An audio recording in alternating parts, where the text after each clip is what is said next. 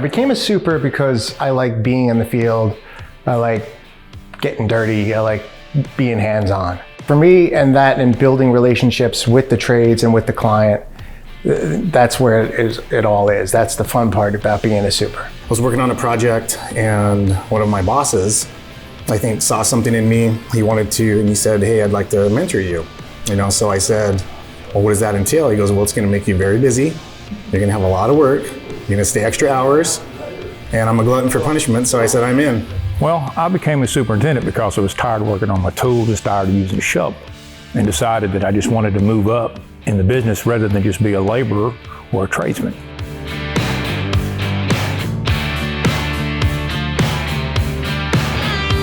My good days have got to be on the challenging days.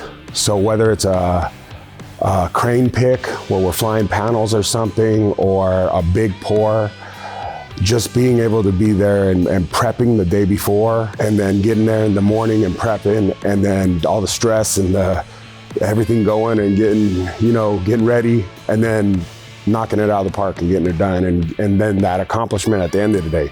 That's where it's at.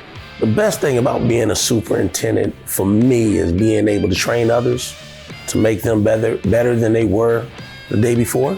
Just being able to take a project from concept to finish, on the front end, on the back end, working with great teams.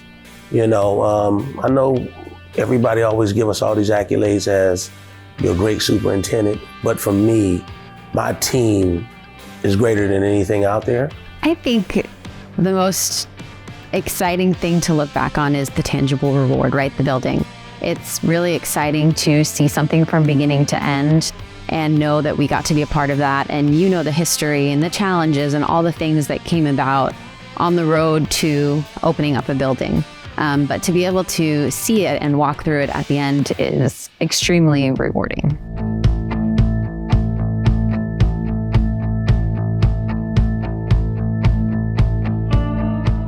For doors, frames, and hardware, it's how many projects. Because a lot of superintendents, they get put on a job and they stay there. I have, I think, 30 or 40 active projects right now that I'm running. So it's all the job teams and all the personalities and the complications from the projects is like nightmares every day. The old saying, we got to retrain them every morning, so it's nothing. It's like raising kids half the time, my kids or my dog, no, don't eat the shoe. No, don't cut the 14-foot studs down to 8 foot.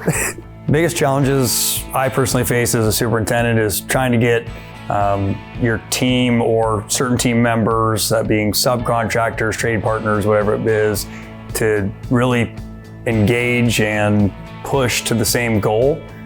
Sometimes people can't really picture the plan, and so it's important to articulate that, get people to buy in. You also have to be at a high level and then also into the details.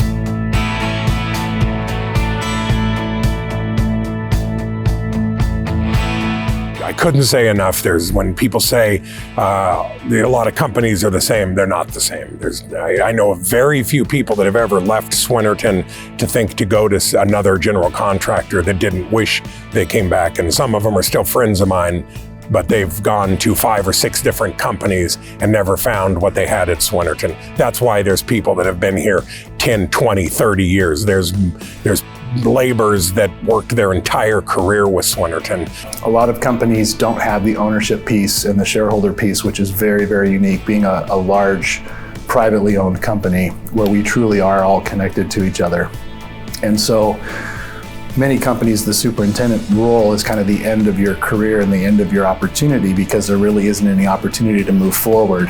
And that's unique to Swinerton, because there's a whole nother side to this business on the ownership side that's a very, very unique opportunity that's special and can really change your financial future and obviously change the way you retire and your ability to retire. And it's a total game changer and difference here at Swinerton that's very unique to this industry.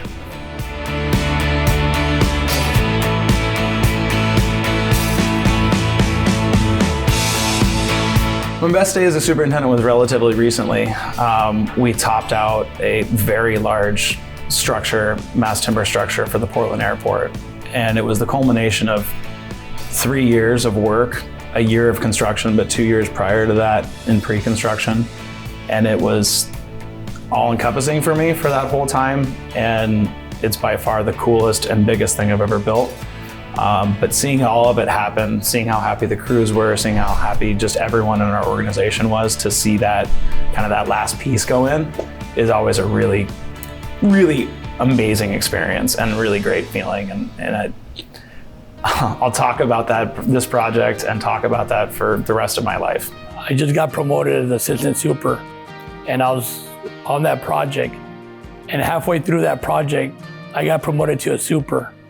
And just knowing that that was my first project completed as a superintendent, the achievement of completing it and knowing that that project was done with me and my team, as me as a leader, it's, if only, one of the best moments of my life. It's an iconic building right here in LA that people pass by and millions of people see it all the time. And it's a huge achievement knowing that my project is well recognized as a superintendent here in Los Angeles.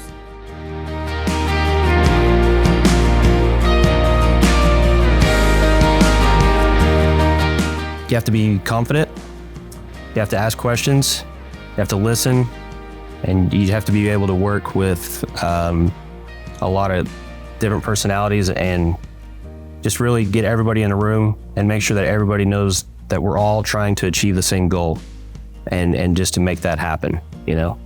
And then just make sure the client's happy as well. Qualities that make a great superintendent is being flexible in the sense of so you might go in one day and you can't build something, or that delivery didn't show up, and you have to change gears and you're working on something slightly different that day. To me, that's one of the best qualities of being a superintendent. You have to be able to schedule, you have to be able to be stern with the trades when you need to be, but having that flexibility to change gears, be able to talk to someone different, something slightly change, and be able to run with it and be effective is one of the best qualities a superintendent can have.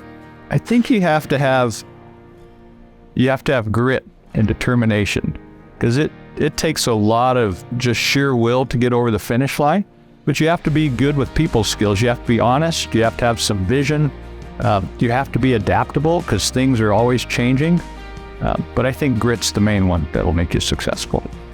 Yeah, being able to train them the way I was raised, and you know, my work ethic is work with your guys. Don't point, go help them, push cards, push deliveries, do help them like physically. Like to me, it goes a long way.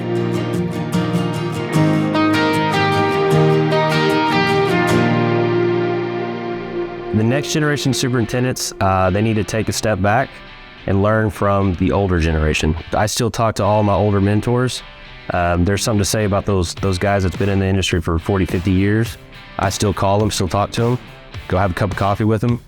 They're just listen, watch, and listen. So what I hope is that they don't lose touch with what really separates superintendents from everybody else on a construction team.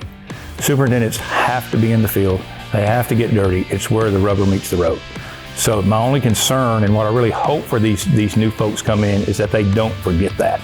It starts with being out there in the field.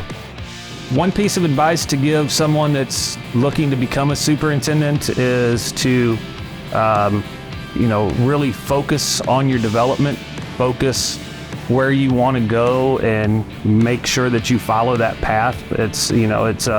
It's being a superintendent is not a glorious job by any means. It has a lot of satisfaction to it, but it's just knowing and understanding what the expectations are for a superintendent and making sure that it coincides with what their career path is.